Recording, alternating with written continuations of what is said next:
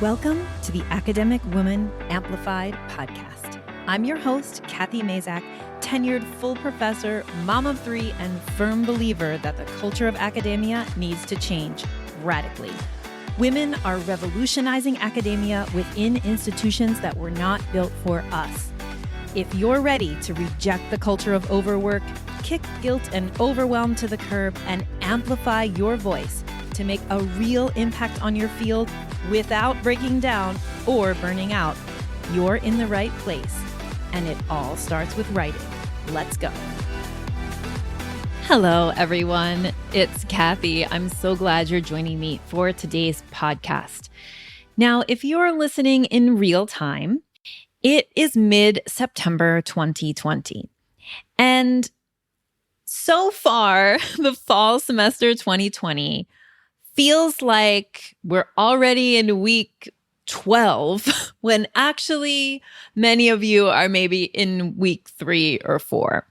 And that's because of COVID-19, because of a racial reckoning that is happening in the United States, if you're living there, and just a very large amount of upheaval and uncertainty, some which I think is positive and some which is very negative.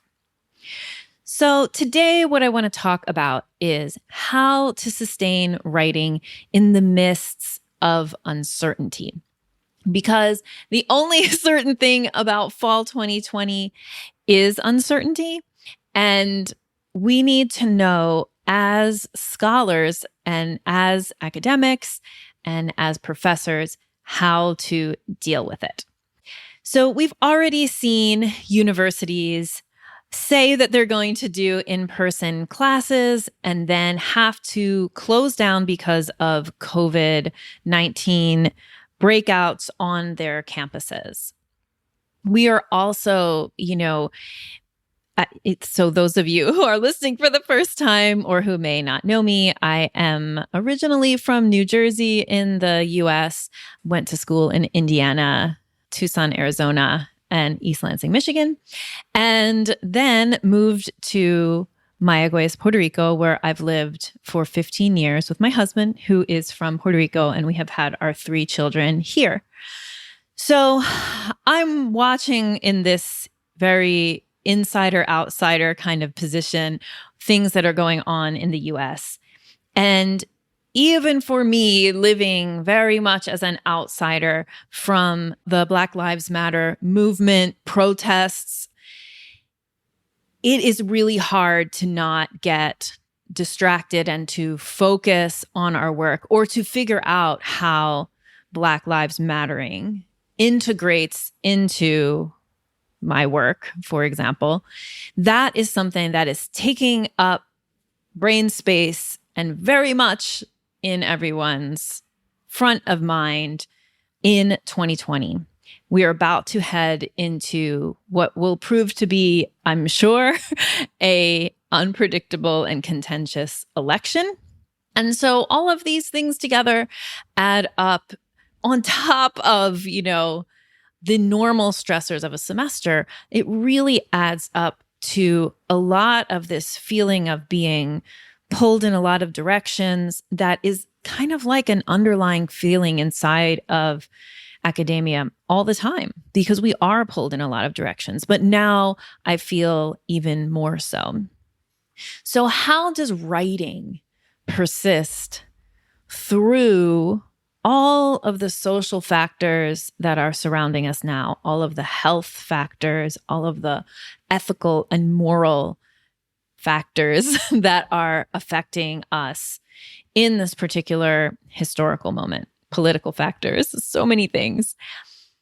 I guess what I want to say to start is that uncertainty has always been present. It just hasn't been this collective because of the pandemic.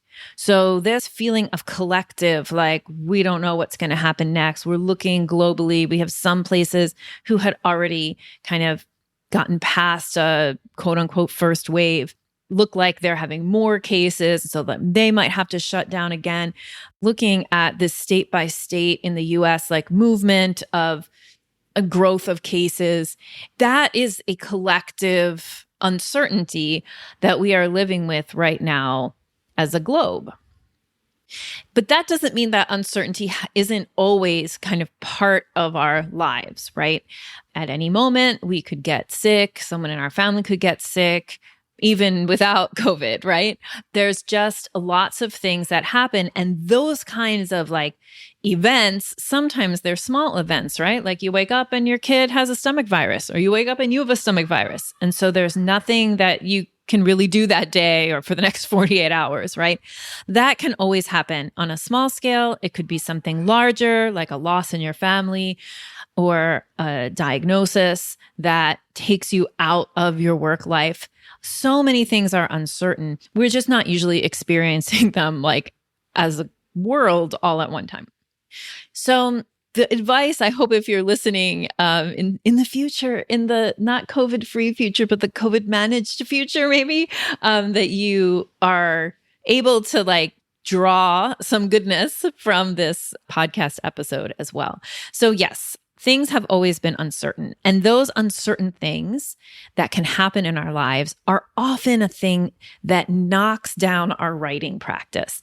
I say that a lot of times during stressful, especially like imagine just like a quote unquote normal semester, when things get complicated, writing is the first thing to go. Right? It's the first thing that we have to go like, okay, well, I'm going to put this project aside because I have to operate on minimum viable semester. And that means getting my teaching done and, going to my meetings if I have to, and just like getting the actual work done and showing up for the students. So, okay, I need to put the writing aside until I can turn back to it. And this is a pattern that actually frequently happens in a 15-week semester where around week 10, you kind of give up on keeping the writing going, right?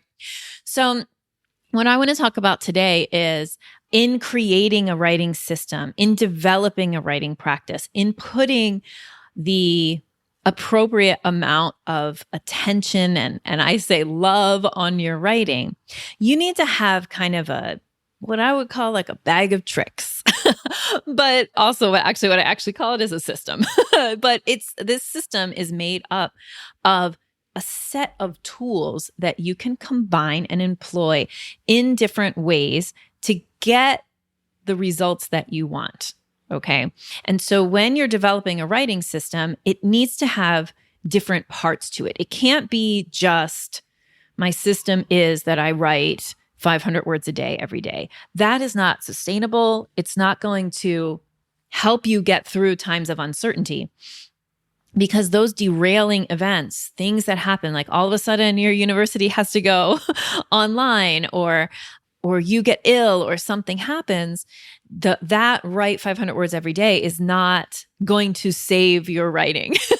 So I want to talk about the different parts of a writing system that you need to develop, and then how using those different parts might happen in this uncertain moment. So this is something that we teach inside of the Navigate program. We talk a lot in Navigate about writing systems, and we basically go in depth in each one of these things that I'm going to talk about. But basically, you need to have a writing system with various parts. The parts include some kind of regular, not necessarily every day, but regular writing sessions that are timed with your most energetic and driven moments of the day. Okay.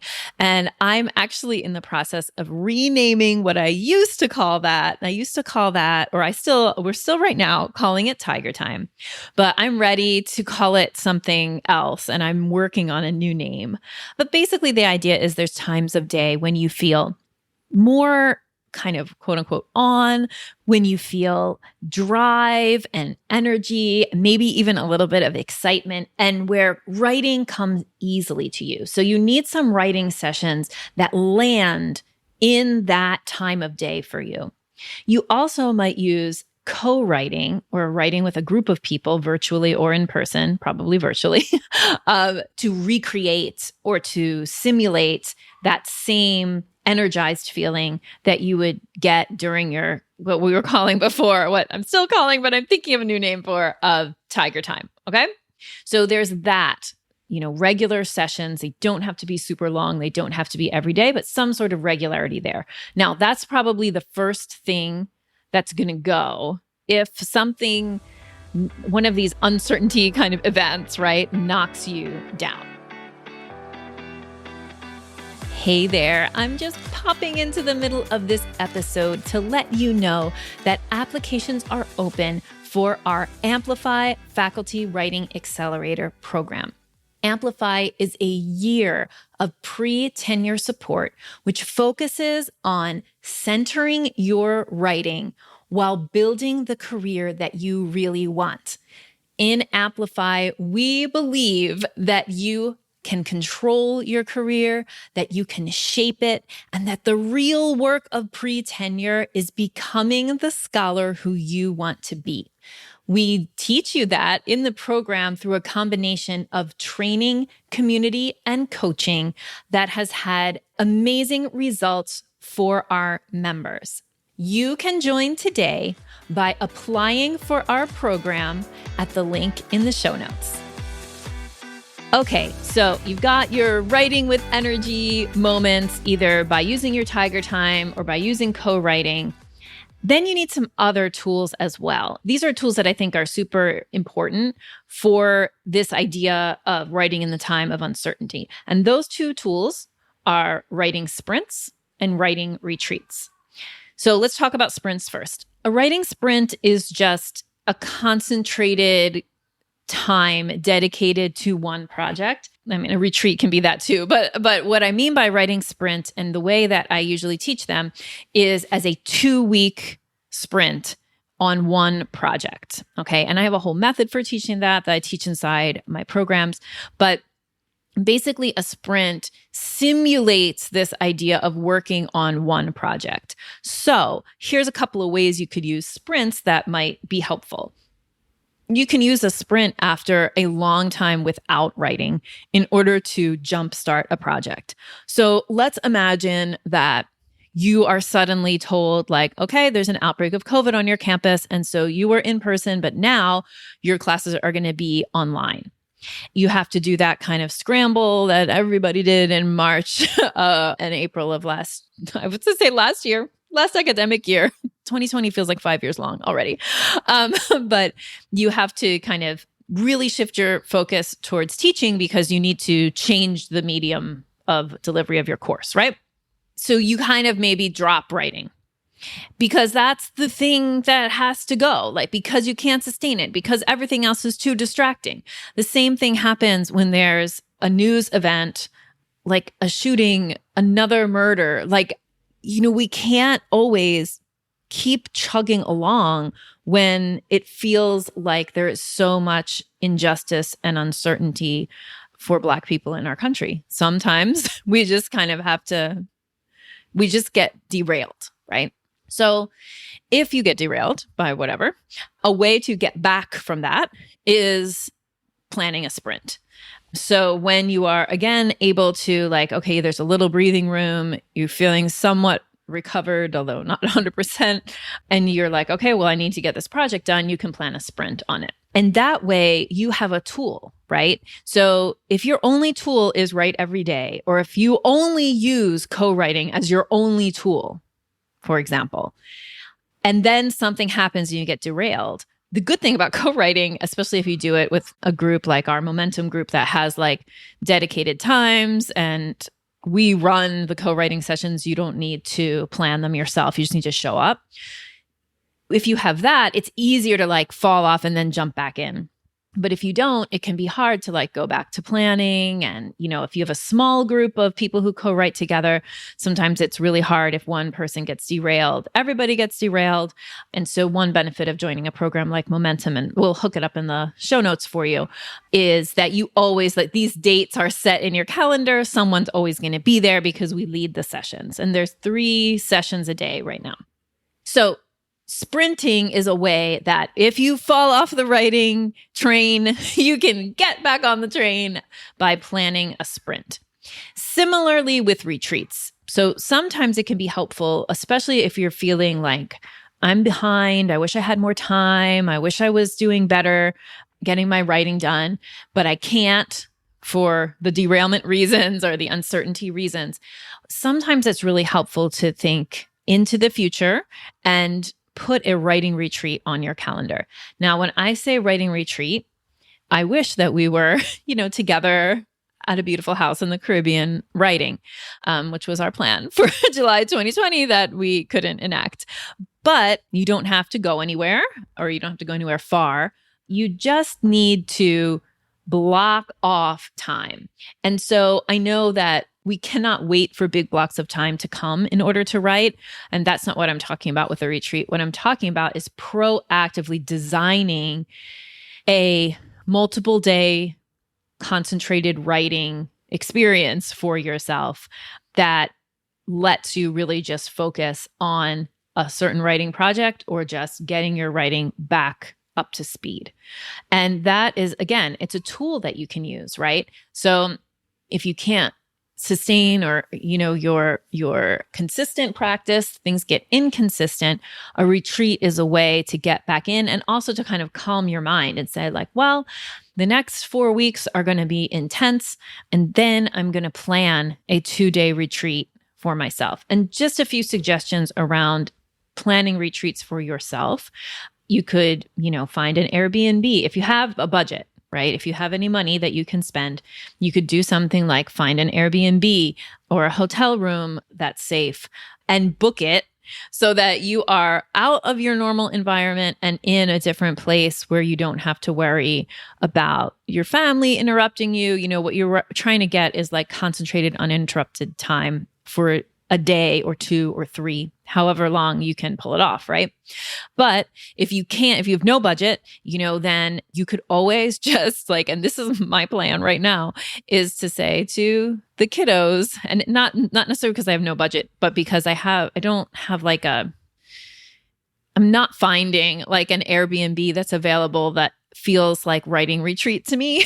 So, one of the things I'm thinking about doing is like having my children create the writing retreat and saying like, this is mommy's 3 days in a row. Mommy's going to write all day. So you're in charge of bringing me breakfast in bed, preferably.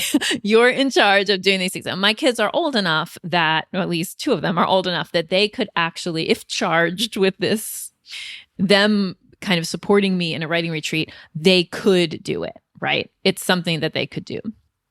But what I would normally say for a writing retreat, if you have no budget, would be go to the library and spend, 3 days in a row just in a library cubicle, or reserve a room at the library, a public library if you can't do it at any university library. But I know now that we have less access to public spaces, so it's a little harder to pull that off. But the idea of a retreat is you block 2 to 3 days that you're like, these 2 to 3 days are mine for writing.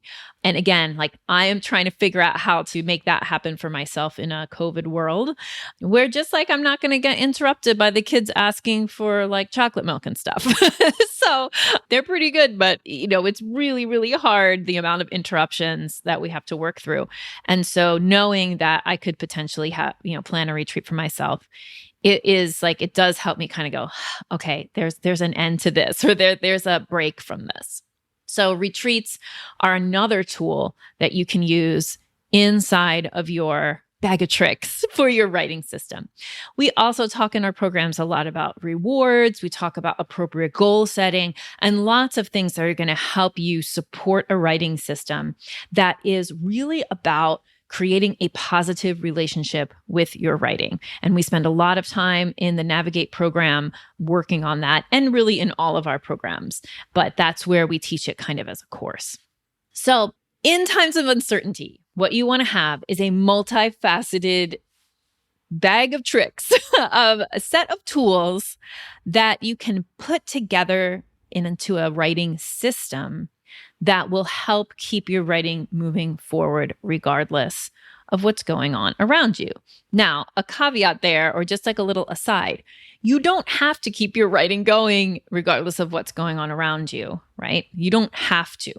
You can choose to say like, okay, well, man, this semester is not going to be the semester that my big writing project gets done. But I know that a lot of you are not willing to say, I'm just not going to work on my writing. You are ambitious.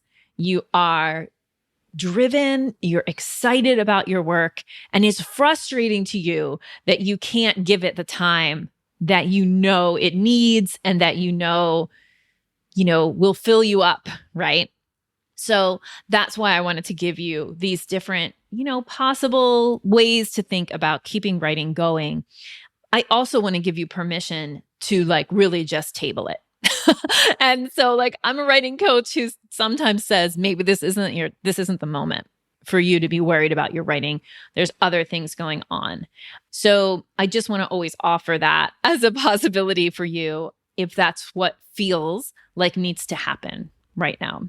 But I also know there's so many of you who are like, I got to get this done. I want to get it done. I'm frustrated. I don't have time. So just some ideas for making a writing system where you have various techniques and tools to pull together so that you don't have to feel all the time like I failed in my writing system. No, you're just adjusting, you're course correcting, you're figuring out what's going to work during these uncertain times. So I just want to end the podcast by talking about the importance of support right now. So support can look like so many different things. Support, I think, a really important part of it is to be in a community with other academics who share common goals and values to you. And when I talk about values, what I mean is, you've heard me before rant a little bit about, the ableist, racist patriarchy that is academia, right? And so much of the systems inside of academia are created in a way that exclude people or that make you feel like if you're not overworking, then you're doing it wrong, and are just not open to especially people who identify as women or people who are socialized as women. And that means that we really need to work to create the values, spaces to enact our values inside of academia so that we can change the system. Because what we really want to do is change the culture of academia to be more equitable and ethical and open to all kinds of people.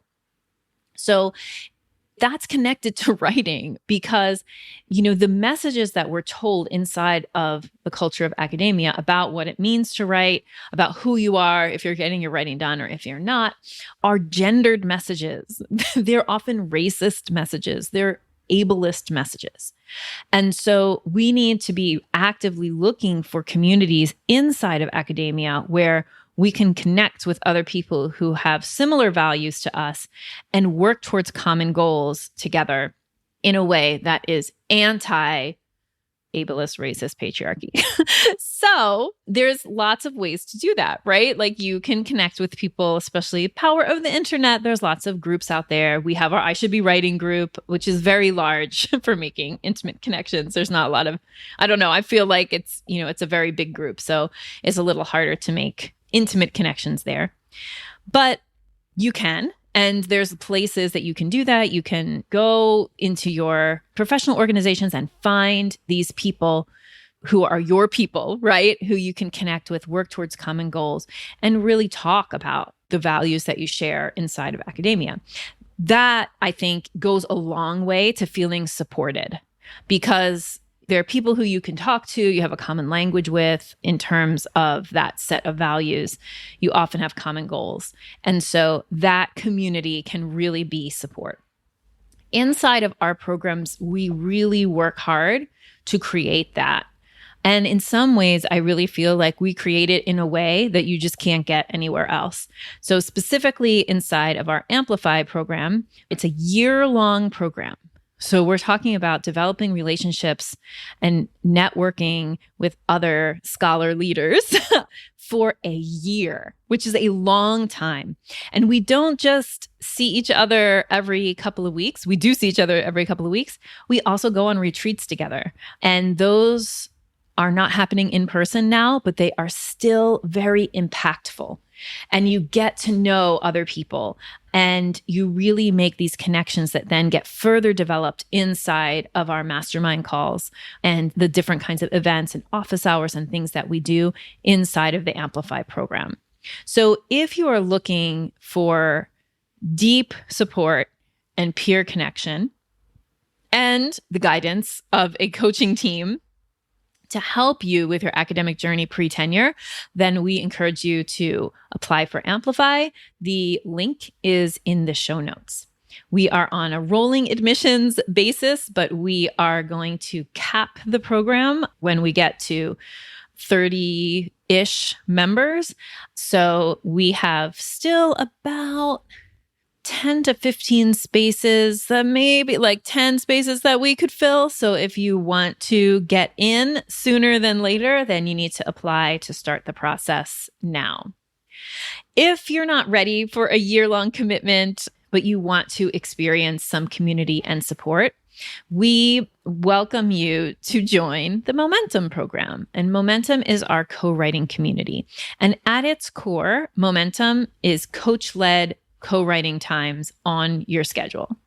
I think a really great way to write in the midst of uncertainty is to do co-writing at times where people won't fail you because you didn't have to organize it yourself. It's a big group. So it's right now we have a couple hundred people in the program. So in every co-writing session, we have maybe between 30 and 50 people on Zoom together. So you're never going to be like, oh, I had my writing group meeting and there were 4 of us, but 2 people like couldn't make it. So it was just the 2, no, it's always like this kind of created for you, holding space. You just need to go there, show up kind of program, kind of community. We also have a Facebook group that goes along with that community. So we are often discussing things in there. We have our coaches going live and myself going live. And if you are interested in more training, we do every 4 to 6 weeks, we do a client-wide training. So it's a training that is for clients only.